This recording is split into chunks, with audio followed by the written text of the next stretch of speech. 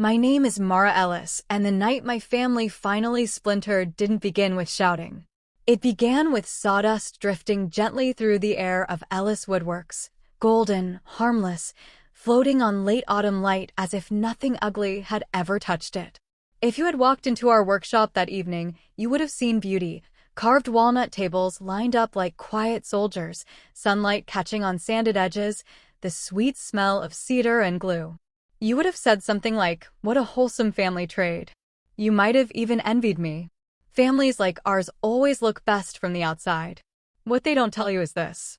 Behind every beautiful thing made of wood is the slow violence of pressure.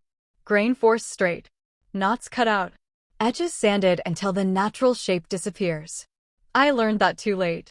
Ellis Woodworks was my grandfather's dream, my father's pride, and my burden long before I knew what to call it. My father, Grant Ellis, built everything with his hands, chest broad, voice louder than the saw blade, the type of man who believed wood listened better than people. My mother, Willa, took care of the books. She was gentle once, before the quiet years took her voice and made it tremble around him. And then there was my brother, Rowan, the golden one, the natural, the chosen. Rowan had charm the way other people had freckles, unearned, effortless, inherited. He carved 3 crooked bowls at 16 and Dad swore he'd be the next Sam Malouf. His mistakes were called rustic. Mine were flaws. My childhood smelled like varnish and resentment. Dad used to pat my shoulder and say, "You're the solid one, Mara. Reliable. Every shop needs someone who stays in line." He meant it as praise. But let me tell you something. Being called reliable is the same as being told your furniture. Useful. Steady. Something people lean on without asking if it hurts. By the time Rowan turned 20, Dad had carved his name, literally, into the business signage. Ellis and Son Woodworks. I was the one who stained the board and mounted it. No one noticed my name missing. Not even me. Not yet. I loved the craft once. I loved how a slab of walnut could become a thing of permanence, how the patterns inside would told a story older than any of us. But when it came time for college, I wanted to branch out, industrial design, architecture, something bigger. Dad didn't say no. He simply said, "Don't forget where you belong," and sent me off with exactly enough money for books and never enough for rent. I survived SCD on scholarships and cheap noodles. I graduated with honors. And when I came home, proud, portfolio tucked under my arm like a promise, Dad hugged me once, stiff, obligatory, then handed me a broom and said, "Good. Now sweep the shop. We're behind." Rowan sauntered in late that day, wearing a shirt I designed for his failed craft market booth. Dad clapped him on the back and asked for his artistic input like I wasn't standing right there. I swept the floor. Every curled shaving, every grain of dust, every inch of grit. That was my role. 3 nights of fixing what they broke. You want the truth? I kept that workshop afloat for years. Not Rowan, who posted time-lapse videos of himself chiseling 2 minutes of work into 3 hours of footage. Not my father, who refused to modernize anything, calling efficiency an insult to craftsmanship. Not my mother, whose quiet apologies filled the air thicker than lacquer fumes. Me. I rebuilt the website. I negotiated supplier fees. I repaired machines. I handled inventory. I stayed late after every order to fix what Rowan rushed and Dad refused to admit was flawed. Customers praised the family craftsmanship. They had no idea how many nights I stayed until the moon blurred behind the workshop windows. My father would lock up and say, "Good work, son," to Rowan. Then toss me the keys like a janitor. But the worst part? I convinced myself love had to be earned. For my breaking point has a dinner table too. The night it finally cracked, we were at the long maple dining table, the one I'd built at 22 and never received credit for. It was Thanksgiving, and Mom had cooked herself exhausted.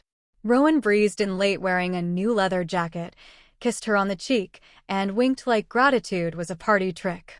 Dad cut into his turkey with that slow, deliberate precision that meant he'd been waiting to say something cruel.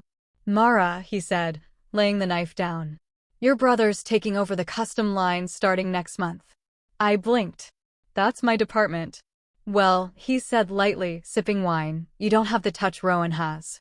You're better with the boring stuff, payroll, scheduling, sanding. The dependable things. Mom stiffened.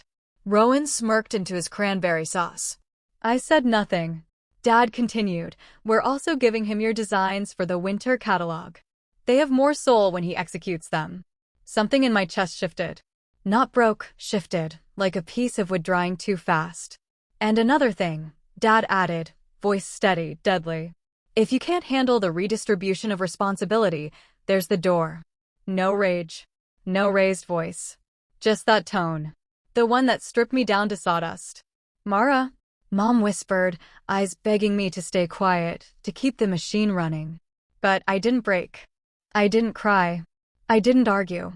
I folded my napkins slow, precise, and smiled. Then I guess, I said softly, you'll handle the books, the suppliers, the insurance, and the back-ordered hardware shipments. Dad scoffed. We'll manage. Rowan laughed, confused, uneasy. I laughed too, because they had no idea what was already coming. They didn't know I had spent the last 6 months covering overdue invoices their business genius forgot existed. They didn't know I'd set up every automatic payment, negotiated every wood shipment, or built every customer quote they bragged about. And they definitely didn't know I'd already transferred every file, every password, every log to a separate drive. I walked out with my purse and my pulse steady. It didn't feel like running. It felt like freedom. My boyfriend, Cal, was waiting when I walked into our loft that night.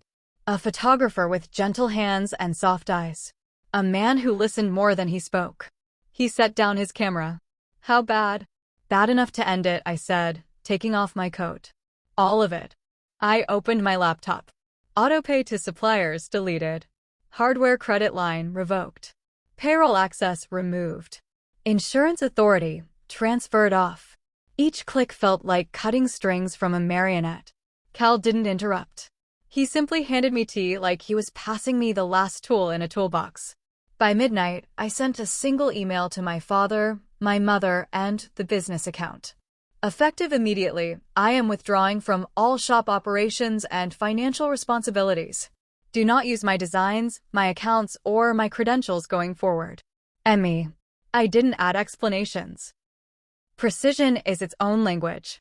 The calls began 3 days later. Dad, voice tight. Mara, the hardware supplier froze our order. What did you do? Fix it. Mom, whispering like her guilt weighed more than her words. We're behind on the lease. Mara, please, just cover this month. Just this one. For family. Rowan, breezy, oblivious. Hey sis. I need 10 grand for a new lathe. I'll tag you in the product launch. Every message went to archive. Silence is a reply. By the end of the week, customers began calling me asking why orders weren't ready. I don't work there anymore, I said each time. Calm. Clean. Final. By the second week, the shop posted a sign. Emergency was an understatement. My Aunt Laura, a retired accountant with a heart sharper than any chisel, called next. Your father and Rowan listed you as a silent guarantor on business expenses, she said. I never signed anything. They forged your digital authorization. The audit only goes back 3 years. You can clear your name easily. They can't. For a moment, the world went eerily still. This wasn't carelessness. It was betrayal. I filed separation papers the next morning, notarized and delivered. Then I sent my family the final message they would ever receive from me.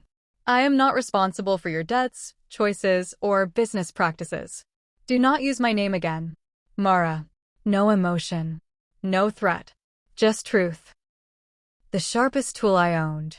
That Saturday, my father showed up at my loft. He knocked hard enough to rattle the hinges. From the camera feed, his face was tight, desperate, smaller than I'd ever seen it. Open the door, Mara, he barked. I pressed the intercom button. No. You think you can just walk away? That shop falls apart without you. Then maybe it should. You owe us after everything we've done for you. I laughed. I couldn't help it. You're right, I said softly. And I finally paid in full. I ended the call and watched him stand there, stunned. Then he left. I didn't watch him walk away. Some doors are meant to stay closed. The shop lasted 7 more weeks. 7. Supplier credit collapsed. Customers demanded refunds. The kiln broke and no one knew how to fix it. Insurance lapsed. The lease defaulted. They sold the workshop for barely half its appraised value to a contractor who wanted the space for storage. Dad took a job sanding drywall for a construction company. Mom started selling craft trinkets at pop-up markets. Rowan found work assembling pre-made furniture at a chain store, learning, finally, what precision really meant.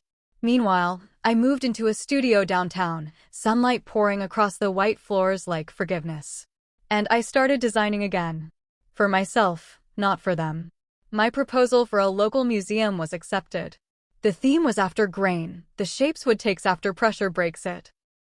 Cal helped me mount the first prototypes, my hands steadier than they'd ever been.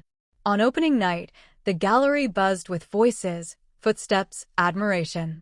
People traced the jagged sculptures with their eyes, reading the stories etched into each fault line. At the center of the show hung a massive piece made of splintered maple, suspended with wire so every broken edge pointed outward. Visitors called it brilliant. They didn't know I had carved it months earlier, in the dark, the night I left home. As the crowd thinned, Cal slipped his hand into mine. "You ready?" he asked.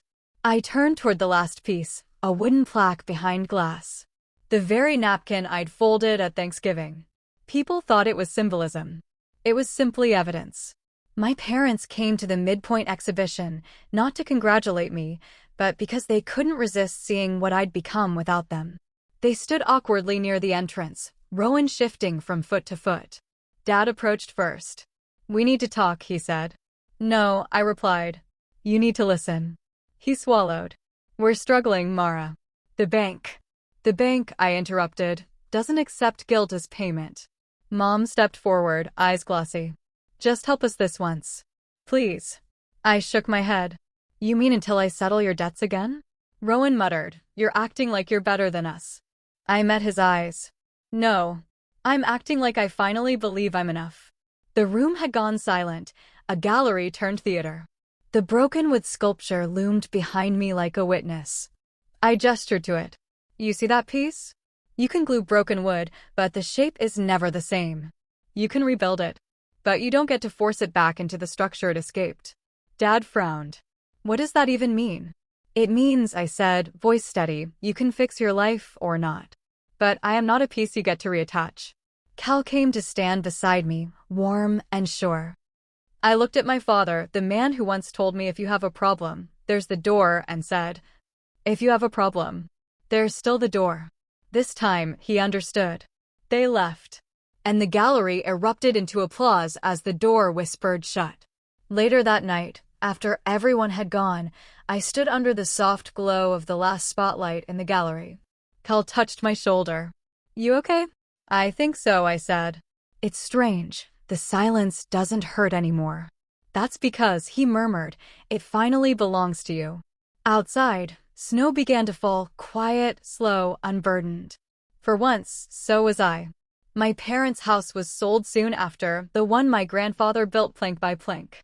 They moved to a one-bedroom near the train yard. Dad worked nights sanding warehouse floors. Mom painted little watercolor doors and sold them at street fairs, ironically, all slightly crooked. Rowan cut picture frames at a discount art shop. I didn't check on them. Not out of spite. Out of peace. I moved into a sunlit condo 3 blocks from the river. My designs caught the attention of a gallery in Santa Fe. Life moved forward. So did I. Weeks after the exhibition closed, I wrote one last letter, typed and signed, folded neatly into an envelope without a return address. I mailed it without ceremony. It said, "Love isn't labor. I wish you growth, but from a distance." And that was enough. If you've ever had to walk away from the people who taught you how to stay silent, if you've ever carried a family the way a frame carries weight, if you've ever been told you're the reliable one, the background, the cement, the forgotten backbone, then you're standing where I stood. And I promise you, when you finally walk through the door they offer, you don't lose your family. You step out of the enclosure they mistook for home. You step into yourself. I found my freedom in the grain of broken wood. Where will you find yours? Where are you watching?